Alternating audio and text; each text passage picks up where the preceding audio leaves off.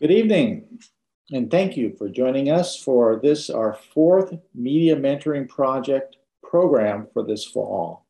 I'm Geoff Burgess. I'm a board member of Vermont Independent Media, which sponsors the Media Mentoring Project, or MMP, and I will serve as the Master of Ceremonies for tonight.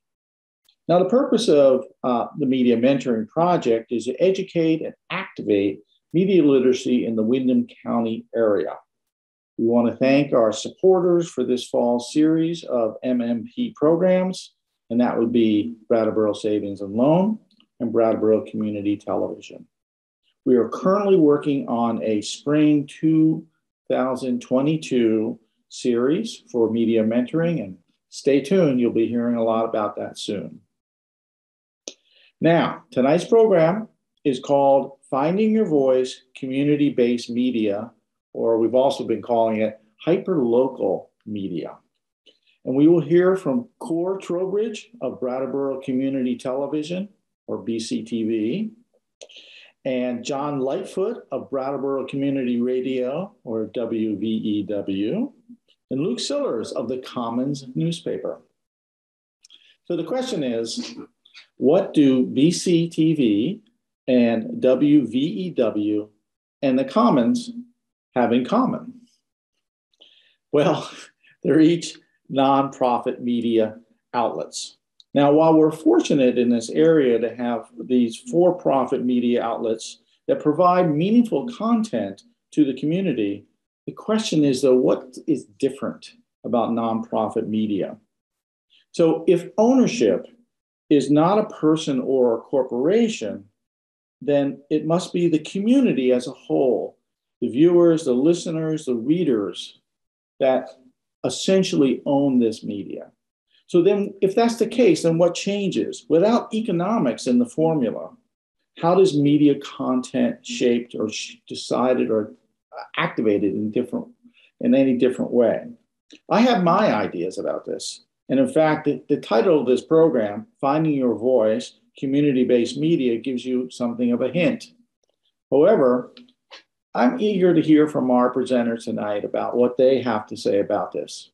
So we're going to start tonight with Trowbridge of BCTV. Hi, can everyone see that okay? Hi, everybody. Thanks so much for having me, Geoff. And I'm here to talk a little bit about BCTV. My name is Trowbridge, and I've been the executive director here since 2006.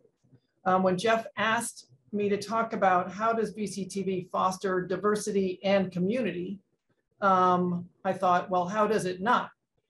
Because if you look at our mission statement here, our mission is to foster the diverse voices of our community. Our mission is to promote civic engagement and transparency, and to empower community members to share their knowledge, views, and creativity without prejudice. Geoff also asked me to talk about who are the gatekeepers for community media. And my answer is, my role is to not be a gatekeeper. And we're going to find out more about how what you see on BCTV is a function of who uses BCTV to share their views. The most complicated thing I need to explain is, what is public access television? Because most people think that public television, like PBS, is the same thing as public access television, or many people confuse those two terms. Actually, in the 1970s, when cable started coming through the United States and replacing broadcast television, which served a locality and had a way of addressing local needs and bringing local news, this right was put into law that municipalities could require cable companies, because they use the public rights of way to make profits, to add channel capacity for public educational and governmental use. So sometimes people call us a PEG station. That stands for PEG, Public Education and Government. Public programming is really any programming by any resident for a show of any length on any topic. And the only things prohibited are commercial content, copyrighted content, slander, and libel. And even if things are considered indecent, they can be time shifted to a certain point at night. So really you can see it's my job to make sure that my views are not preventing somebody else's views from being seen on BCTV. Educational program is simply created by or for a school or a college, and governmental programming, again, any governmental entity can create, or programming can be created about that. Today, after being founded in the 1970s, there are 1,200 stations in the US, and they're run very different ways. BCTV happens to be a 501c3 nonprofit. So hope that wasn't too confusing. What I want to do next is just take you on a little historic tour of BCTV, because we were one of the first stations in the country to be established. And that's sort of a proud history. This is a video made for our 40th anniversary by Roland Boyden, who many of you know, and you'll hear his voice narrating. And I'm just going to go ahead and roll that. And it really gives you a great review of how video and technology and BCTV's organizational construct have changed over the years. All right, I'm going to hit it. This whole thing began in 1976 with a reformer columnist by the name of David Chase, who started scheming on a way to get local select board meetings broadcast on TV. It was in 76, and David Chase worked the year before that to get to the point where we were ready to have a board. It was always a constant struggle. We had to make it up, you know, and we had no equipment to speak of. To put it in a little context here, at the time that BCTV was officially founded, there wasn't a single other public access station in the state of Vermont. In fact, there were only a handful in the entire country. And the FCC mandate that would bring nationwide public access to the fledgling cable TV industry was just a few months old. So it all goes without saying that there was absolutely no money for a venture like this either. But with a healthy dose of blood, sweat, and tears, by 1977, they had begun broadcasting those select board meetings live over Warner Cable on Channel 8. And in the process, they managed to create the BCTV we've come to know and love today. So that pretty much takes us into the 80s. And by all accounts, the first real instances of volunteers getting to have some fun. With the select board meetings under their belts, BCTV set its sights on becoming a full-fledged TV station, adding local variety shows, arts programming, interview shows, community events, and more to the resume. Once the lights go on and the cameras start rolling, there is this excitement that you're producing a television program, or you're on television. Shows like Take 5, a weekly program that promised any and everyone 5 minutes of screen time in the studio to perform their talents. 30 Minutes from Marlboro, hosted by Marlboro College's Rod Gander, and of course, the legendary late-night spook Brattleboro Tonight with Roger Bland, which brought new levels of outrageousness to cable airwaves, even intersecting at times with the select board coverage. You know, you have life-size models of the Brattleboro Selectmen. Now, at the Brattleboro House of Wax, for 25 cents, anyone can come in and touch these models. And this is Larry Smith. Isn't he a little heavier than he is in real life? Pretty cool so far, right? Okay, time to head into the 90s.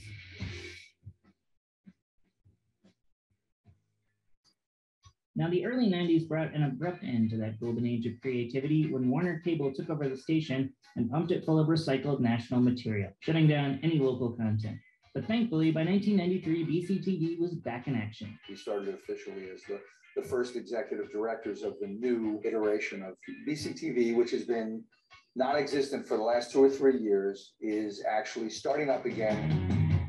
The renewed focus on the region's art scene, a new wave of civic engagement.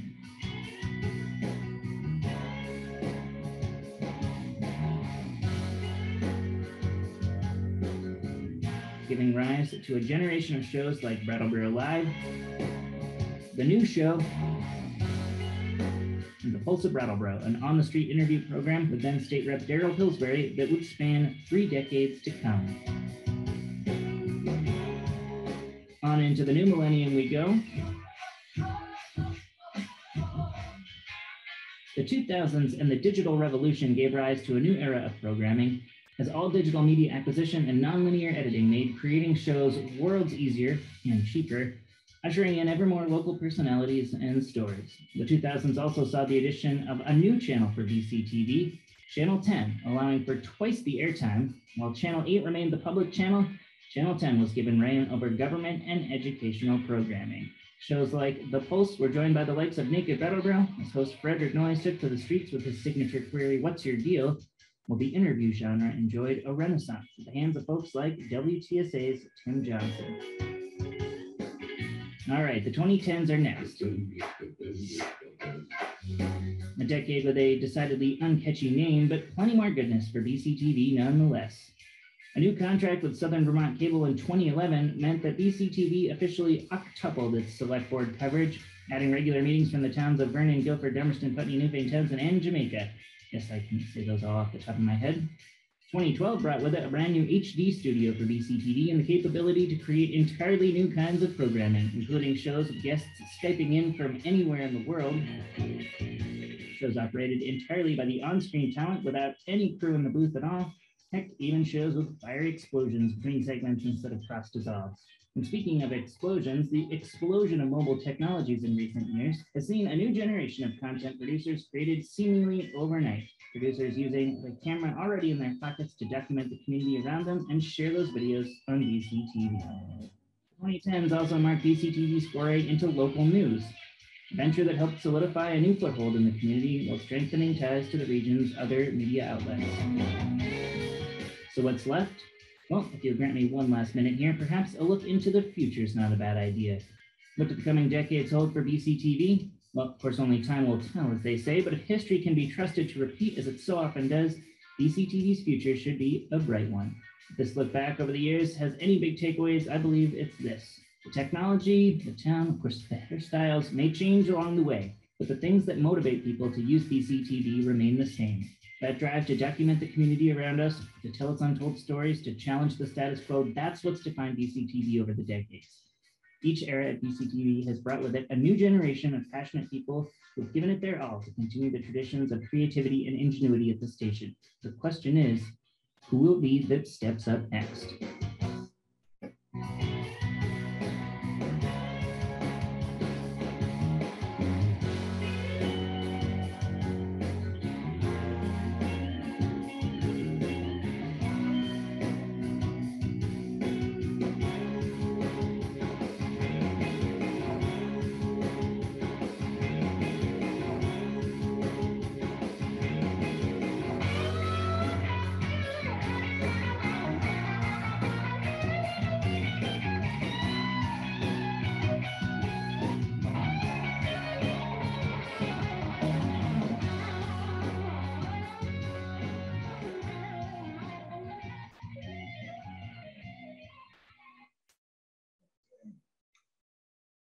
Well, I hope you all enjoyed that. There was a lot of familiar faces in there. I could have quit it a little bit earlier, but it's just fun to see everybody having a good time. That video was made 5 years ago, and something significant that has happened since then is that BCTV is all one service territory now. Comcast acquired Southern Vermont Cable, so all of the 8 towns that we serve are served by Comcast. This is a little snapshot of BCTV in 2021. We have 4 full-time staff, 6 part-time field staff. We are based here in the Brattleboro Municipal Center, where we have been for a long time. This just gives you a few more details. And on the left, you'll see a photo of our staff. In terms of fostering diversity and community right now, these are some of the local programs that were submitted by local producers this year. Again, BCTV, what's on it is a reflection of who uses it. So skate park opening, the Brattleboro Literary Festival, candidate interviews and elections, Putney Craft Tour, performances like solos, and weekly church services, which have really taken off, especially in COVID. something that didn't used to happen so much with BCTV, but now is really prevalent, is that we are producing a lot of live content, a lot of live streaming. And some of that is municipal meetings that we're covering, or events, or sports and graduations for schools, but also some of what we do is production services where we're hired to do the live streaming for, let's say, a nonprofit fundraiser. In terms of youth engagement, we mainly engage youth by through partnerships. So New England Youth Theater, they do a film and we air it. We work with BUHS TV, the high school. We help them make their studio. They give us the programming. Landmark College, we have a really strong partnership with. They've come here for their broadcast journalism class. We cover their graduation. We cover their speaker series. In terms of youth video camp, this is something that we run every year, and it comes out a little differently. Basically, we make a movie in a week and just trying to expose the kids to movie making. What we are mainly known for, what BCTV is mainly known for, is covering municipal meetings. And that's the other part of our mission. And this year, with COVID, just an explosion of local meeting content, 800 hours this year. We cover 8 select boards and town meeting days, 3 school districts. Now that we're covering virtual meetings, hybrid meetings, things are more complicated. I know that goes without saying for everyone. And we do think that's here to stay, but that's requiring us to find new equipment, retrain everybody. It's a lot more complicated. The final way I wanted to express kind of the diverse ways that BCTV serves the community is to talk you through our awardees, our producer party awardees. Every year we give producer awards. And I want to show you a video that just has our awardees tell you in their own words why they wanted to participate in BCTV. As you can see from this list, it's a really, I'm going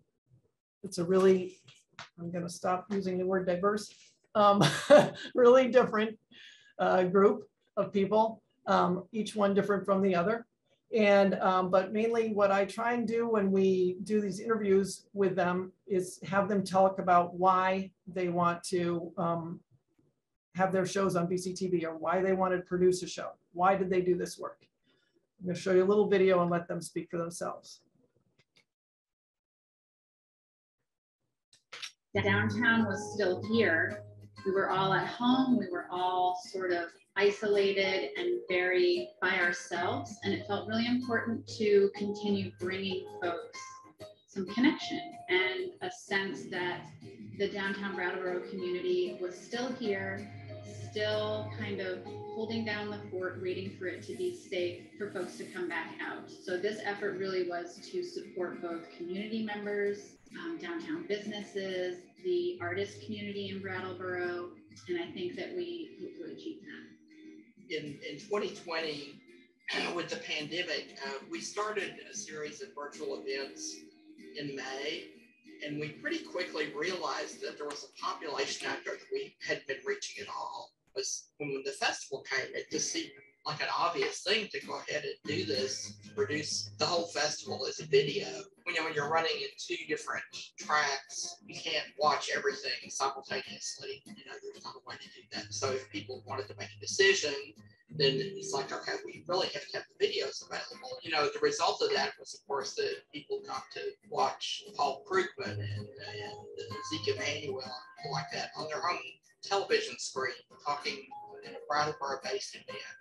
So it's incredibly important in my role as superintendent that I facilitate transparent communication with our boards, our public, our students, our parents. One of the things I love about Vermont is the participatory democracy is so real. And BCTV makes that happen, because we went from a world where we just would show up at our regular meeting time, and have a meeting, and you know, sometimes it would be recorded and it would go on the website. People might watch it, to this crazy time where we couldn't meet in person at all and we had to get everything out virtually. And now we're in this kind of hybrid mode where we're still meeting in person, but we also want to communicate out to how we kind of got used to during the beginning of the pandemic. And BCTV has been my partner throughout the entire process. And then in March of 2020, we had to suspend our church service due to COVID. And our pastor knew our congregation was now no longer meeting every Sunday. And our pastor used the phrase, even though we're scattered, we can be gathered. Scattered but gathered. We went into high gear. It only took us 2 weeks to get a YouTube channel open for us. We already had a Facebook page. We set up on YouTube, and then we started filming our services and sending it to YouTube. And then this year, we started sending it to BCTV too.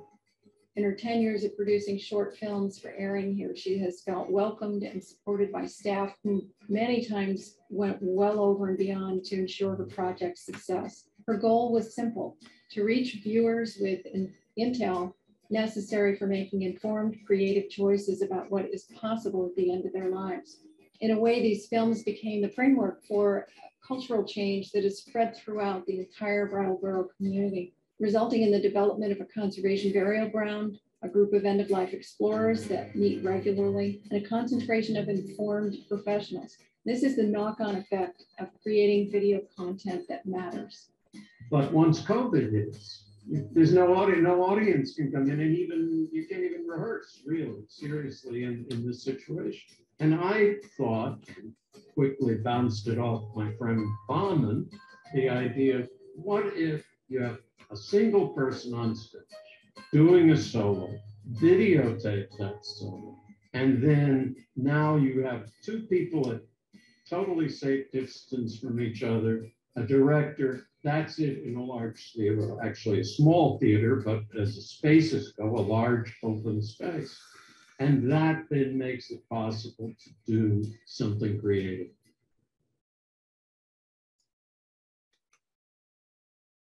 And finally, I just want to close with how you can be on BCTV.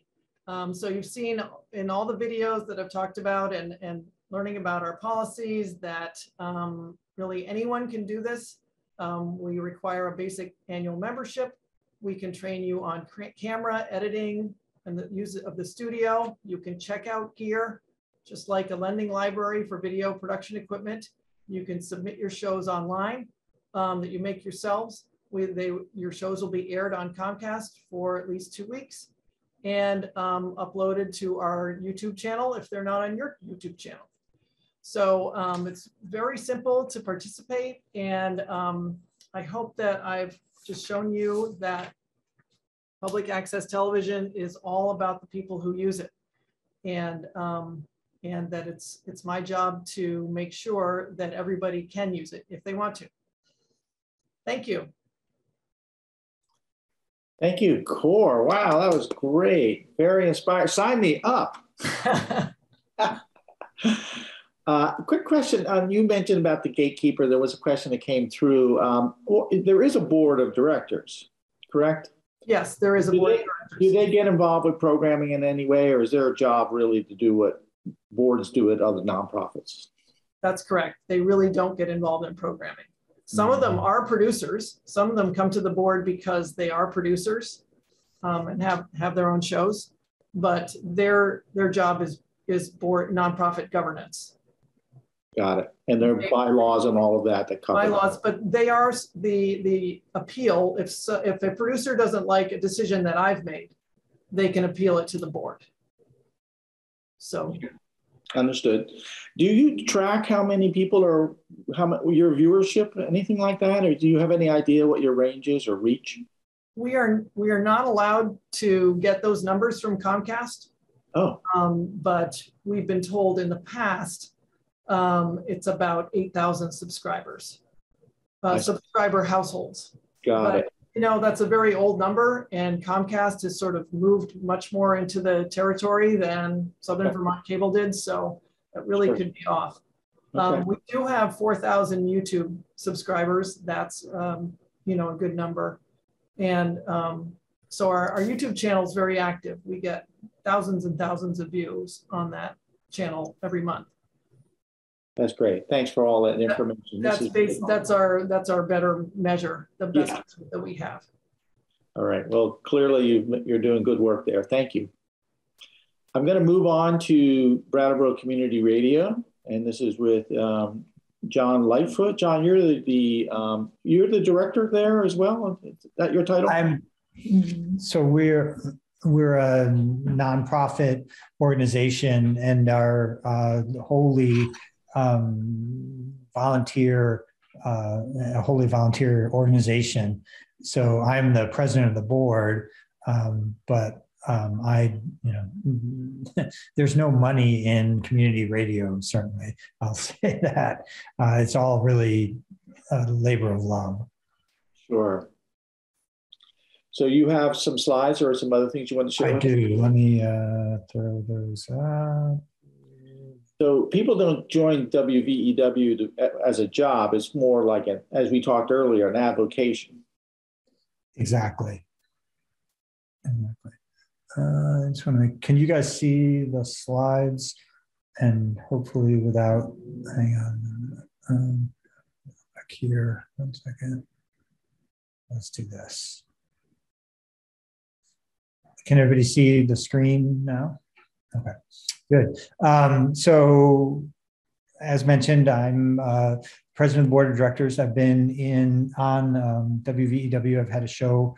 I've done 119 shows. I think I've only missed 2 weeks since I started. So that was back in, I think, August of 2019. And it's just been a wonderful experience. This is actually, if you can see in the background, that's DJ Lady L.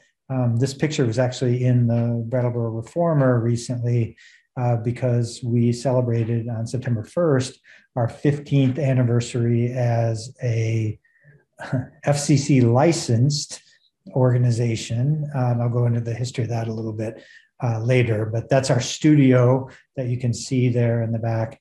And Lady L does the lunch lift on Thursday afternoons, kind of a reggae show. So I'll give a little bit of history like Core did. WVEW really started as Brattleboro Community Radio. It was Brattleboro Community Radio for at least 5 years before it was WVEW. Primarily, it was started in 2001 by David Longsmith, who is a resident of Brattleboro. And during the time I've been here, he had a show, Selector D, which is a reggae show. And I'm most impressed with him. He has show announcements or show promos from really significant reggae artists. It was really exciting to even, to hear that. Originally, that was in the basement of the Boys and Girls Club. It was like a high school club. David just kind of cobbled together, any old radio equipment he could find. And we started as a 1-watt radio station. So the FCC limit for a commercial radio station, I believe, is 50,000 watts. And we started with 1. So that would probably get, from the Hooker Dunham building, maybe to Yala, but probably not much farther at the very beginning. But we're just really, the students were really excited about it. And we started in the basement of the Boys and Girls Club. We sort of, as being relatively new, I've only been with the station for about 2.5 years. I don't really know the history quite as well as I'd like to, but as I mentioned, we celebrated our 15th anniversary, and I've actually learned a lot about it. And it's a very interesting history. We were sort of adopted by Larry Block, who owned a nightclub, a fairly famous nightclub in Manhattan. In fact, there were 3 or 4, I looked that up, like live albums that were recorded in Larry's nightclub, including one from the Dave Matthews Band. So he was kind of the real deal. I believe that he and his wife got in a divorce, and his wife moved to Brattleboro. And so Larry kind of wanted to go to Brattleboro as well so he could see his kids. And so he was getting ready to move there. And just before he did, apparently he won a trifecta at the Belmont Park in New York, and he won $800,000. And so since he was moving to Brattleboro anyway, he was a big, radio and music guy. He kind of underwrited the initial equipment and, really did a lot to launch that. He's, I would say, there are many founders, but he's really one of the founders of Brattleboro Community Radio and WVEW. I just love that story of him winning a bunch of money and then founding a radio station here in Brattleboro. They were known as BCR, all lowercase, back in the day.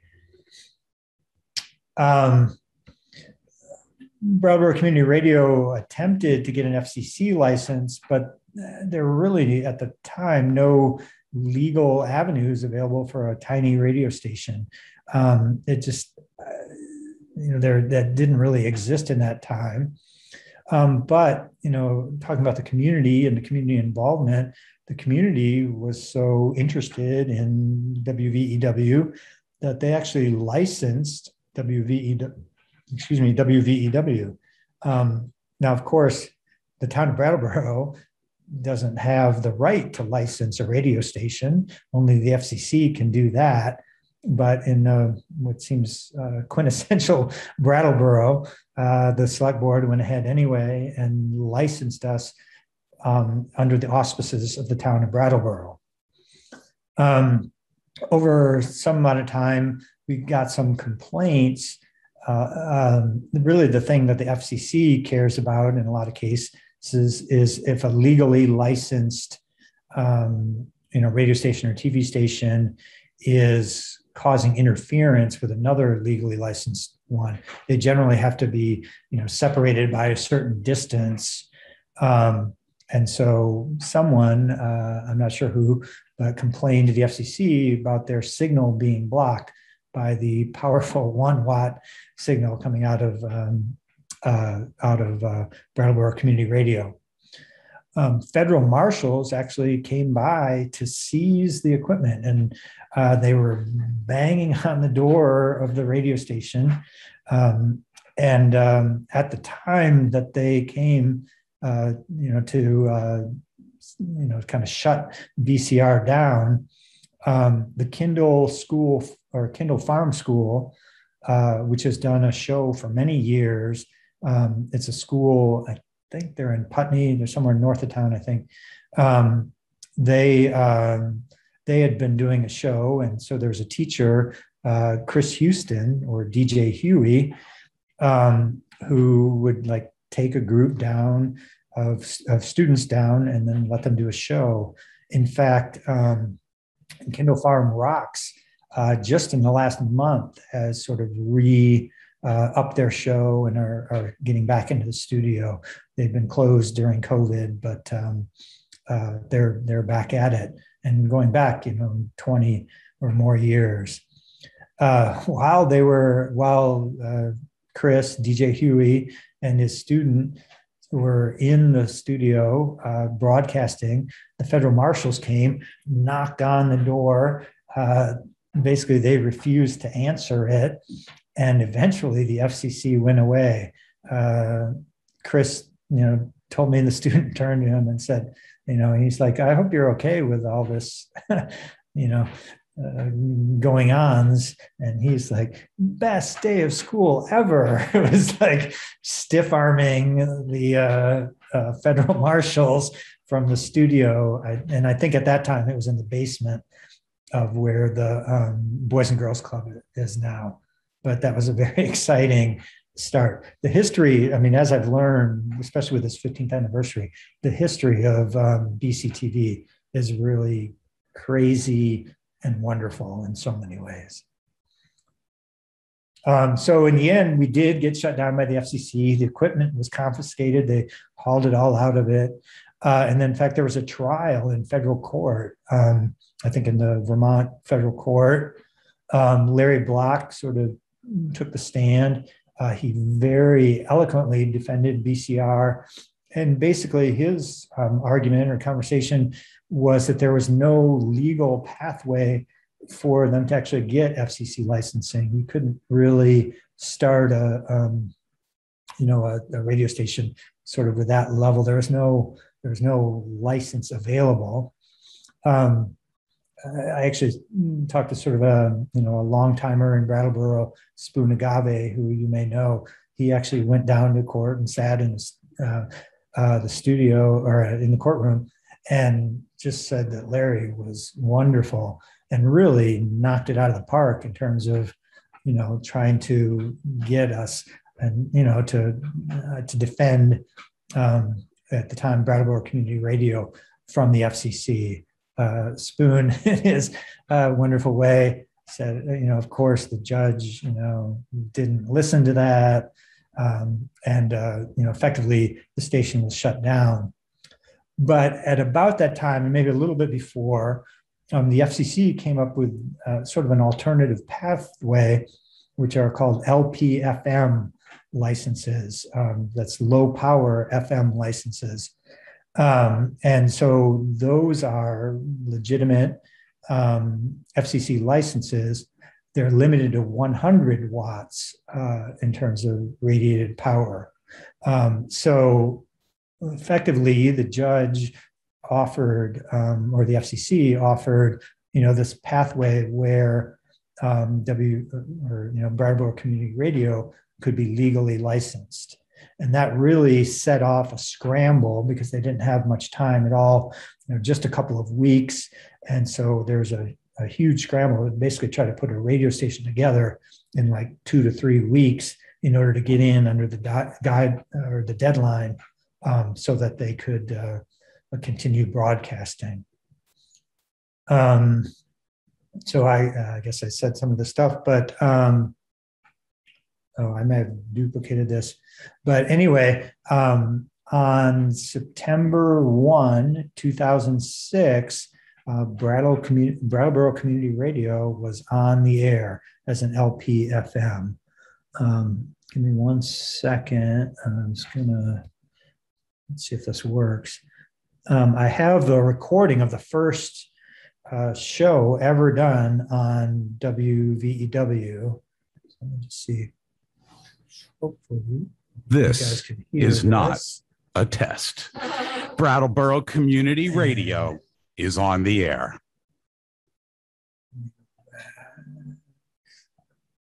I don't know. Hopefully you heard that, but that was Stephen Twiss, who is still doing his show on WVEW, and he was sort of the leader of putting all this to, this massive undertaking together. And he was announcing that WVEW was on the air. And so we are WVEW-LP 107.7 FM Brattleboro as of September 1. So we just celebrated our 15th anniversary. So talking about it today a little bit, we have probably 30, give or take, DJs and hosts. Everyone at Brattleboro Community Radio or WVEW is a volunteer. We have a board of directors, which right now has 4 people on it. I would say the board of directors does about 98% of the work of the radio station. But, people really enjoy it. We have DJs really ranging from ages about 10 to 75. I think Stephen might be on the edge of the oldest, but we have DJ, Mermaid, Falcon, missing the last part. But anyway, some of the folks that have been with WVEW since the very beginning have shows, and there's one that does like a children's or story time show, and she's had Chandra, she has had both her daughters as DJs, and they did their show together. And her older daughter, Tara, sort of graduated onto her own show. She's 17 now and at Brattleboro Union High School, but has been doing her own show. And then her younger daughter does the Dragon Moon, it's called, the show with the storytelling with her younger daughter. Kind of talking about the diversity of programming, we have like shows of every sort you can imagine.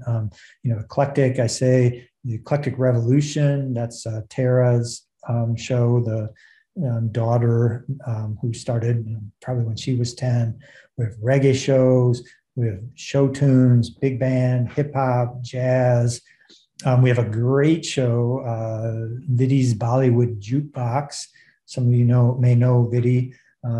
She's very much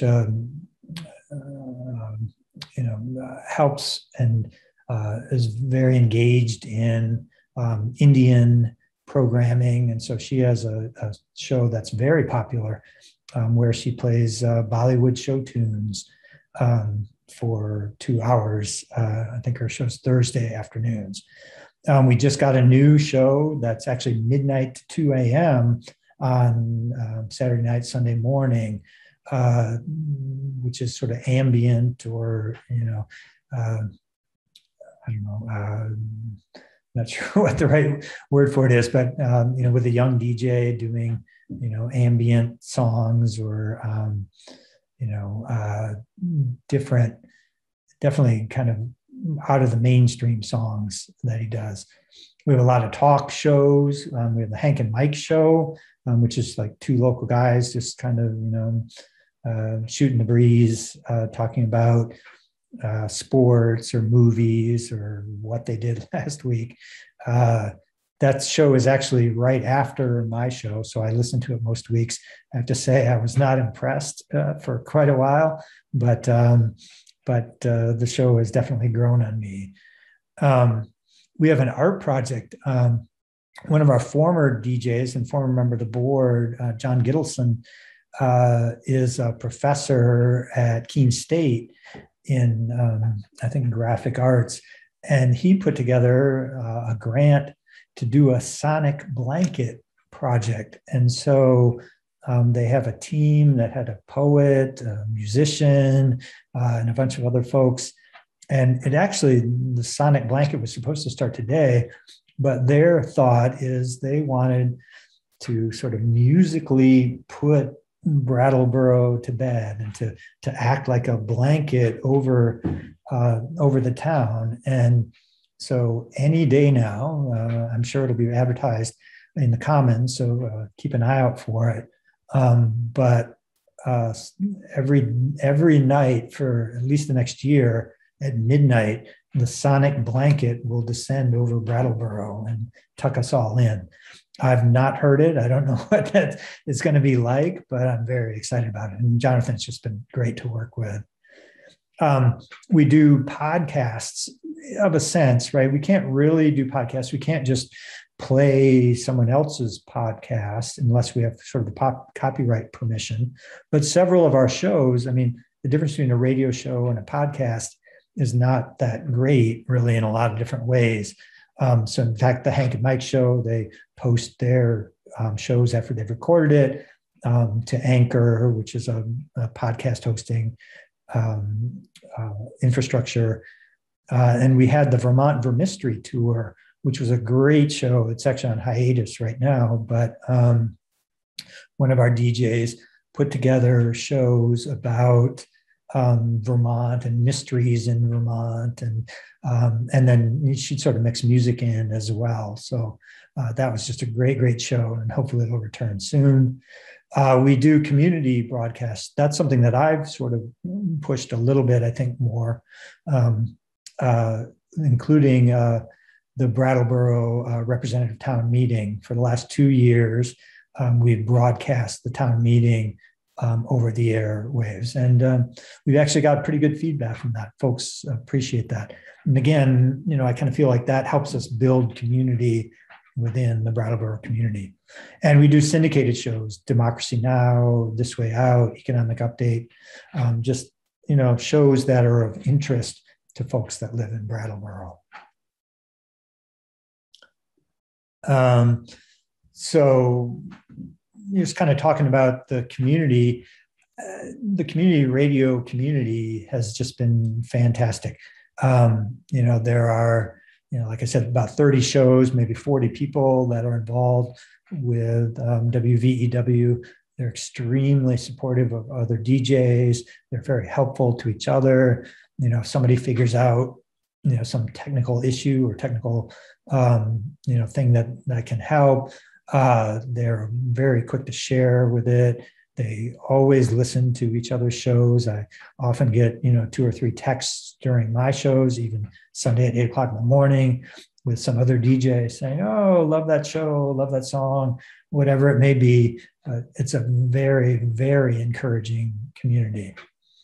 We also, of course, ran up against COVID at the same time. And that was actually just sort of as I was joining the board when that struck.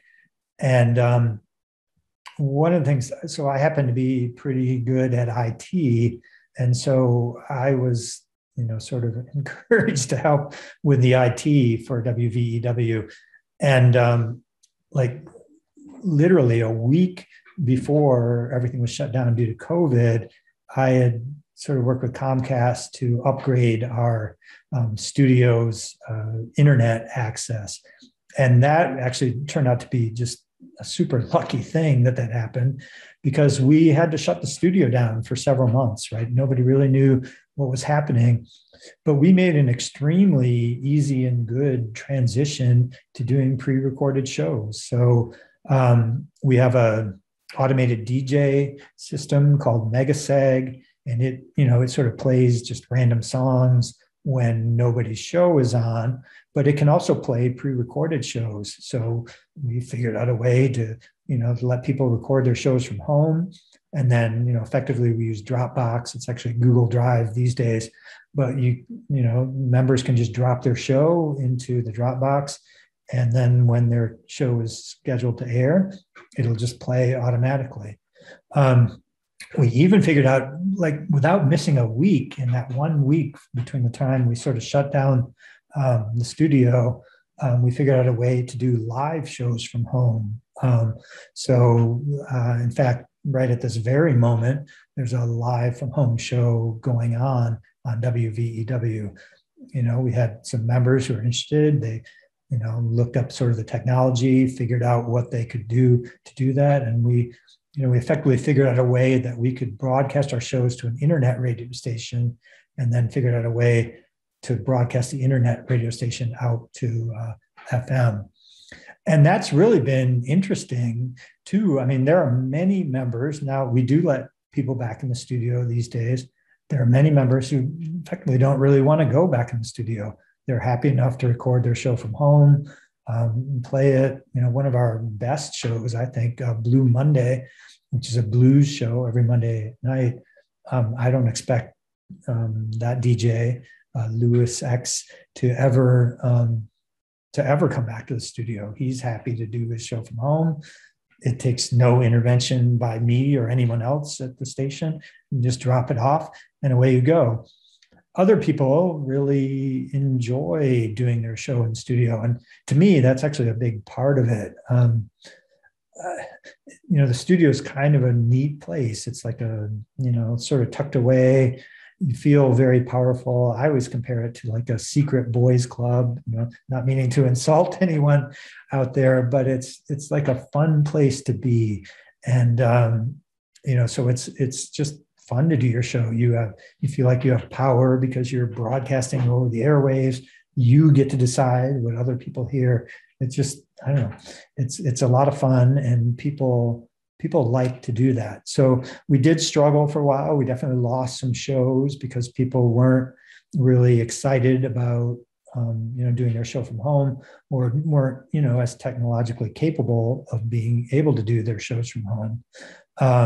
But now in the last few months, we've let people back in the studio. We try to stagger our shows so that there's at least a 30-minute break between two in the studio shows, so that the DJs don't cross paths on their way and, don't catch COVID. And, just lately, and really the last month or 6 weeks, we've really had a lot of folks, a lot of shows starting. We got, Kindle Farm Rocks is back on the air. We got the, Great Clouds of Afternoon, which is the ambient show. We got a show, the Shiva Show, which is an author, a local author who, kind of provides what I would call, Southeast Asian wisdom, and then plays some, songs. And, this weekend I'm doing training for 2 more DJs. So we're beginning to, to get that back up again. There, a lot of people want to do a show, but there's definitely a mixed bag in terms of whether they want to do it live versus doing it pre-recorded.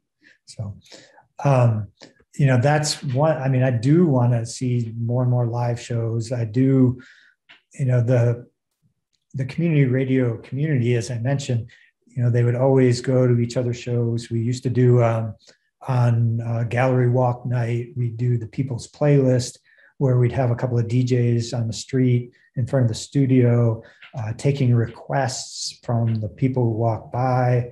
There's just everybody is really engaged and really supportive, and it's really been wonderful, and it really is a sense of community that.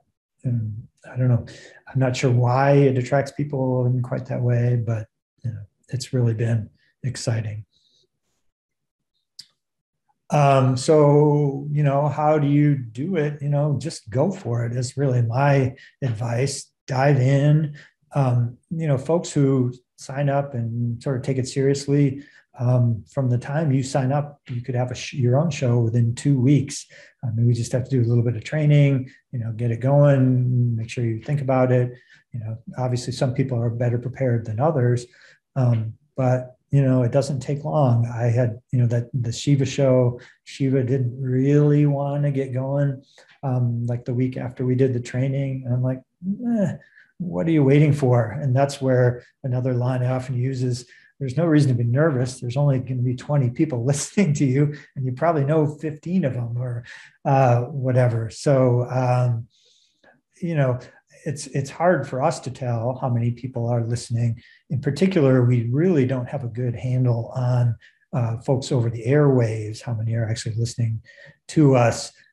Nielsen will tell us that, but of course, we probably have a $5,000 budget a year, so we can't afford much Nielsen.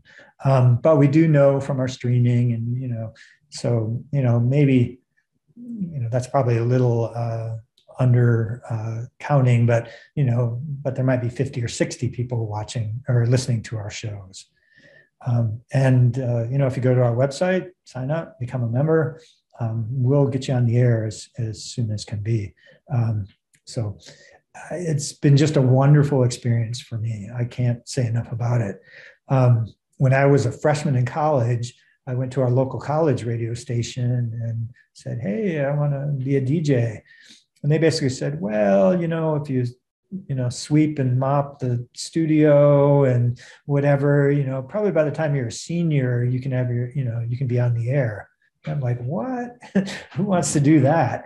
It wasn't me. So I sort of, just put that behind me.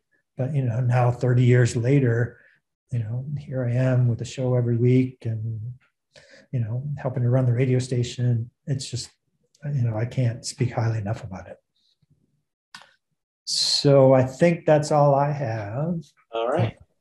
That's great, John. Thank you very much. Wow, what an amazing community resource. That's really great. It's been wonderful, and we'll do everything we can to help folks get going however they want, really. That's great, great. Well, we're going to transition to our final guest tonight, and in a way, this also follows up on some of the things about we've been talking tonight, community, diversity, and both BCTV and WVEW talked about young people, bringing young people into their kind of media environments and taking advantage of that energy. So our next guest is Lucus Sillars. And Luke, you are a Landmark College student, correct? I am indeed, for a few more days. That's right. You're about to graduate. Congratulations about that. Thank you. But you're also associated with TheCommons. And what is that? What have you done with them? Well, I've done a lot of things with TheCommons, and it started out just by, I wanted to earn a few more credits to graduate quicker. And I got in touch with McLean Gander, who was on the board of directors, and he got me in touch with Lynn and set me up an internship to intern over the summer of 2020. And, over the course of that internship, I learned a lot about just the inner workings of a small newspaper and small nonprofit newspaper. One thing you think about, TheCommons is a kind of a teaching newspaper. They've always kind of prided themselves on the media mentoring thing. They've taught high school students, and this is obviously another iteration of the media mentoring project. When you think about interning with a newspaper, you think sort of about writing or doing editorial. My scope of my internship, however, was in operations. I'm a business student. That's sort of my prerogative.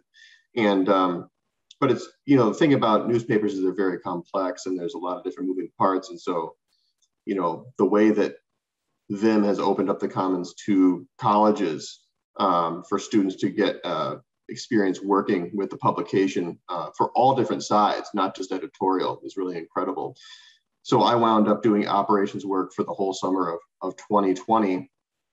And that's what that really boiled down to was I helped the company sort of reorganize and reimagine the way they handled their nonprofit donor management and things of that nature.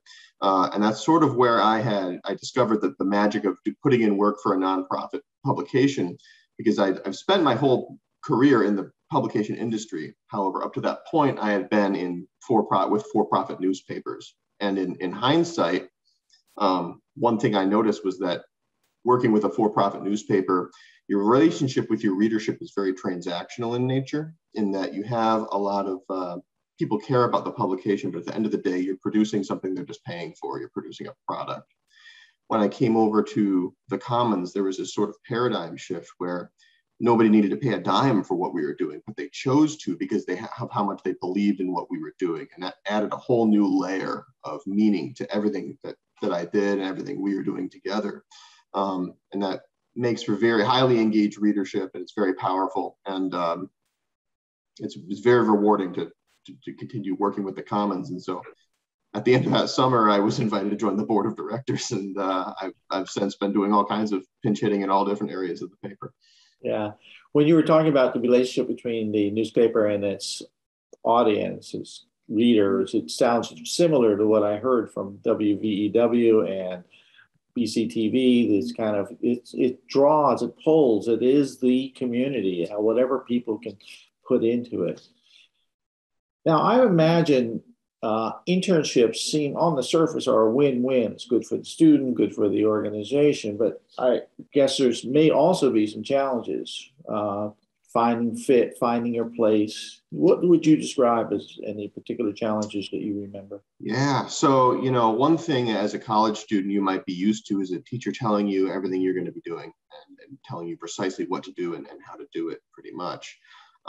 One thing about, doing internships with companies out in the real world, it's very much, it's experiential learning at its best. And what that means is that, you need to take the initiative that you would need to take as a normal worker to, do your job correctly and learn new ways of doing things. And so as an operations person, I was, in meetings and stuff talking about how we could better fundraise for the paper, what kind of appeal campaign would do well and things like that, and being on the ground with the other workers doing that and trying to imagine how to best appeal to the community was it's something you don't really get from book learning, and it's applied, experiential, and you need to be able to take initiative to do that, and that could be challenging for some students. It was for me at first. Once I sort of got a hang of like, oh, this is how this works. It's not quite self-directed, but there's a lot of initiative that you need to take.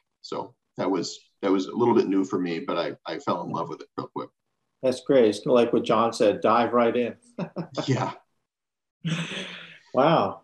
And so then what do you think you took away from this? How would you feel like, how was your life different? Oh, wow. Well, I mean, in so many ways, the professional experience just in general is, you know, for lack of a more academic term, it was just such a game changer, you know, because it was through Landmark College, but it was professional and experiential. And it's almost like I gained this whole different realm of experience that I can take with me wherever I go next. You know, and my goals are to go on to business school and graduate school, and to have this type of thing under my belt it makes me way more prepared than I would have been otherwise. And it was, you know, it's something intriguing. You know, I did a lot of interviews for grad school applications. They're like, so what's the deal with this nonprofit you've been working with? Tell me a little bit about that. So it was, you know, where you go, you take that with you, and people are interested to hear about it because it's the real deal, and it's interesting.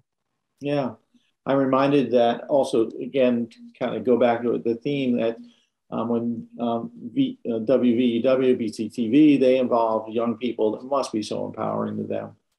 They must grow with that, and be able to then turn around and talk about it and kind of identify this is what's been going for me. Do you have any advice for people who want to get involved in the Commons or in any kind of media?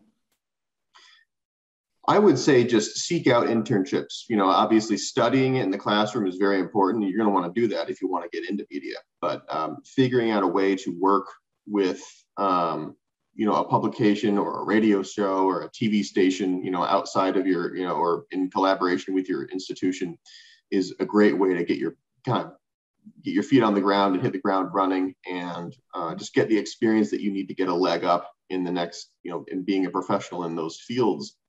You know, as far as specifically with you know, print media, I think it's important to remember that, you know, newspapers have a lot of moving parts. They're complicated, as are all companies, and that, you know, you don't necessarily need to be obsessed with being a journalist to be a media worker at a publication, because there's all kinds of really interesting jobs you can get into, lots of fascinating experience you can gain. And it really is a win-win for everybody. When you get involved with a publication right. through your school. And that's why I think it's so special that the VIM, Vermont Independent Media, and the Commons really make an effort to partner with colleges in the area to avail internship opportunities to, you know, students in different institutions and different fields. Right. It seems to me that, and you touched on this at the beginning of your remarks, and of course, we heard this so clearly from John and Core, the relationship, the community building that occurs through these different media. I mean, it just seems quite powerful, quite profound. Can you say any more about the relationship between the Commons and this community? Yeah, you know, I did 2 internships. So my second internship was an editorial internship. And that was when, you know, it was where I finally got to, you know, do some reporting, interviewing people around town. I worked on the opiate package, the opiate addiction pandemic package back in late August, early September, I believe. And we were dubbing it, you know, the forgotten pandemic, and lots of people wanted to tell their stories. And throughout the process of, you know, building that package, working with Mac and creating a special focus issue, really just got a chance to speak with people in the community, and they were really, you know, open to telling their stories to us. And after the package was published, you know, there was a lot of warm response from the community. I got, you know, emails from people saying, God, this is why I donate. This is why one of our delivery people was like, this is why I volunteer. I'm so proud to work, you know, along with this paper. And so when you get that, bylines never get old. You see your name in the paper, that's awesome. But when you get people saying like, this is such a moving thing that you wrote, I'm so glad that, I've donated. I'm so glad that I'm, in tune with this paper. I'm so glad that you guys keep doing what you're doing, keep at it. That's extremely moving, and, as a young journalist, there's nothing more encouraging than that. No grade could be better than having someone reach out and just say, hey, that really made a difference in what you wrote. You know what I mean? Wow, fantastic, Luke. Boy, I am pretty blown away by the Brattleboro community here, and that we support these kind of unique and special kind of opportunities for, the title is Finding Your Voice. I think we're going to wrap up. We've gone past our usual time. We often, though, do end with the opportunity for a question or two. There are some people on our Zoom here who might want to step up and ask a question. Does anyone have anything they want to add before we sign off?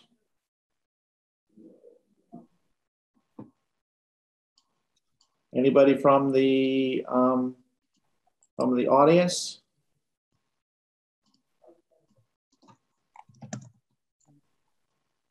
I'd just like to thank you, Geoff. Oh, sorry. Okay. Go ahead. I think Kurt raised his hand here. Kurt?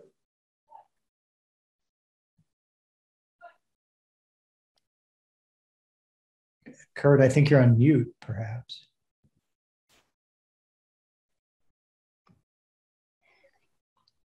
Hi, can people hear me? Yes. Yes. Yeah. I was curious to know, I wanted to ask Core especially, if there's a difference in the way people deal with the station. I was thinking that, it's a bellwether. I think it's a bellwether of the health of the community's collective intellect, or their collective discourse. I think it's well expressed in their engagement of the station. I don't mean, how many people are watching. I mean, when people talk about the station, when people go to the station, when they talk with you, Core, about their plans to start a program or something. Has that changed in the last years? Kurt, do you mean, has it changed with COVID? No, not COVID, but I mean, COVID for sure, but certainly not just COVID, but over the last, 15 years or so. Yes, well, as you know, Kurt, when I came on to BCTV, there was some political turmoil here. In some ways, BCTV in its history has been looked at as sort of a fringe area where a certain type of person maybe would use the station. But over the years that I've been here, more and more, it's been people from every walk of life in this community, and that includes all of our 8 towns, have recognized that BCTV is a way to communicate with their neighbors, to express their views, to get information, to get local information that they can't get anywhere else. TheCommons will write an article about a meeting, but on BCTV, you can watch the whole meeting. So it's a certain slice of Brattleboro life that you can only access through BCTV. And I've seen just people from Rotary to representative town meeting like you, Kurt, to the artist community that's really exploded on BCTV, and live streaming has really made people turn to us and say, I want to hold this event. There's limited space. I want it to be live. I want it to be hybrid. And I want everybody to be able to hear each other. And we can do that. So I think that sort of the constrictions of COVID have made people appreciate what BCTV has to offer in terms of access to events and information. Does that answer your question, Kurt? Yeah. Could I make a little observation along the same lines? Sure. I think the other media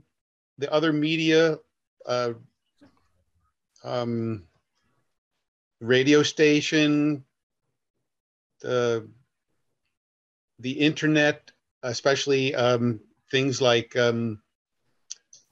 Front Porch Forum and Brattleboro, do not have the same diversity of, I hate that word too. They don't have the same diversity as BCTV does. You don't see people from the churches participating and posting things on Brattleboro. And so I think it's a healthy thing. I think Brattleboro doesn't have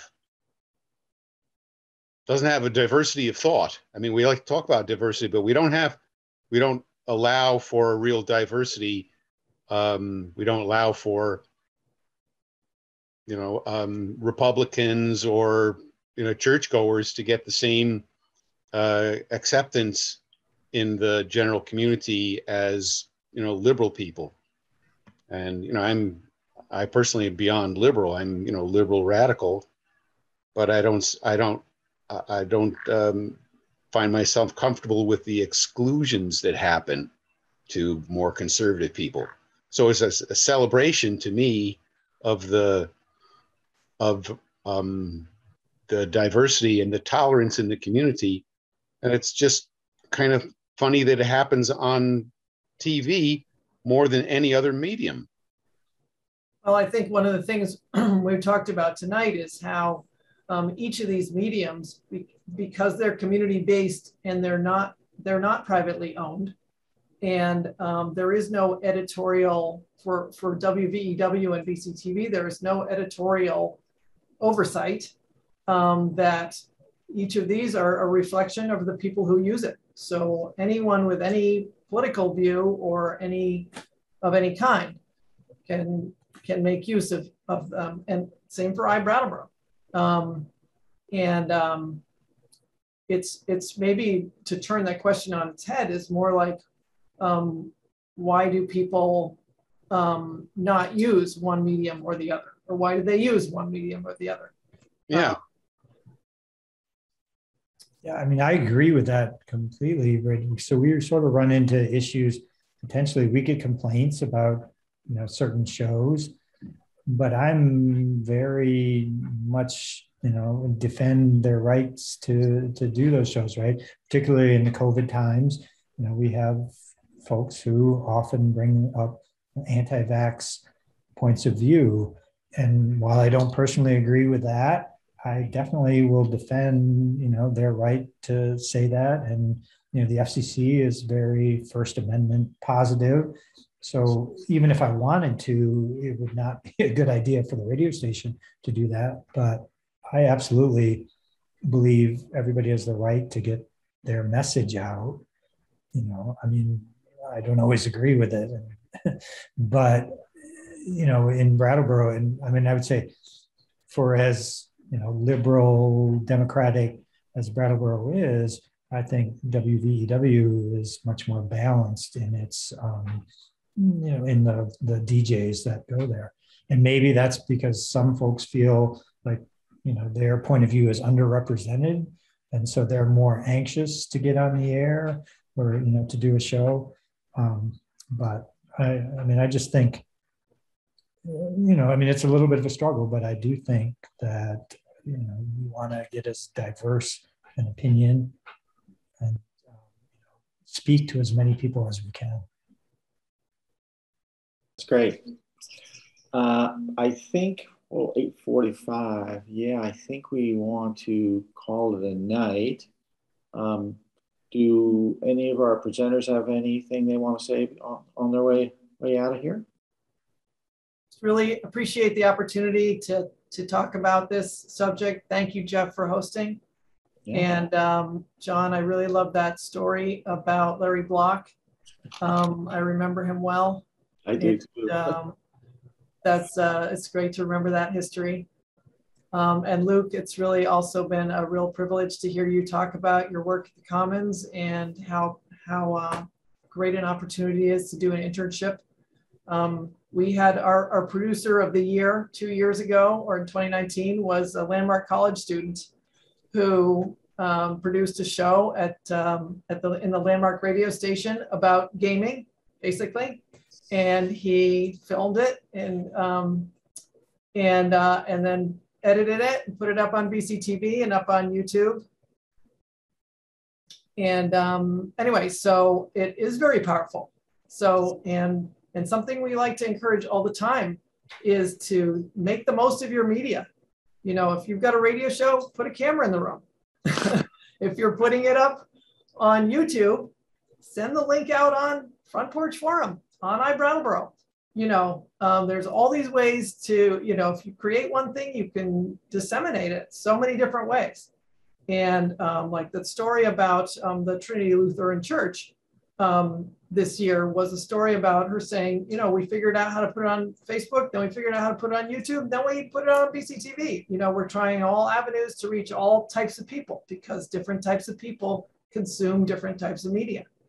But repurposing media, you know, I'm always trying to tell people, hey, if you do a slideshow of your nonprofit event, turn that into a little, you know, slideshow movie, give it to us, you know, because we're the I know that guy channel, you know, we're the, I recognize those people. I see what's going on. Oh, hey, that looks like a good time. Maybe I'd like to volunteer for that nonprofit.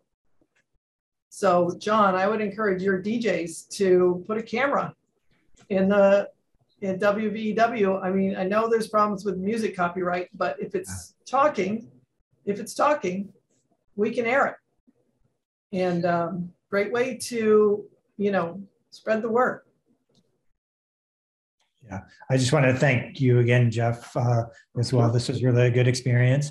And I look forward to hopefully doing more of these. And thank you, Cor, for sort of hosting this on BCTV. That's really, you know, it's good. I'll have to definitely look up one of the future broadcasts just so I can check it out. And Luke, I think congratulations on your career so far, and wish you the best going forward. You seem like a really level-headed and, you know, are doing the right things in terms of, you know, trying to broaden your impact, broaden the impact of the community. Great. I try. Thank you. And I'd just like to say thank you, everybody, for coming out, and thank you for our other presenters. I feel like I learned almost as much as everybody else, considering I was a presenter, I guess. That's great. Appreciate it very much. All right, everybody, thank you for listening in, watching in, being part of this, and look for our next media mentoring program announcements coming soon. Good night. Good night. Thanks, Geoff.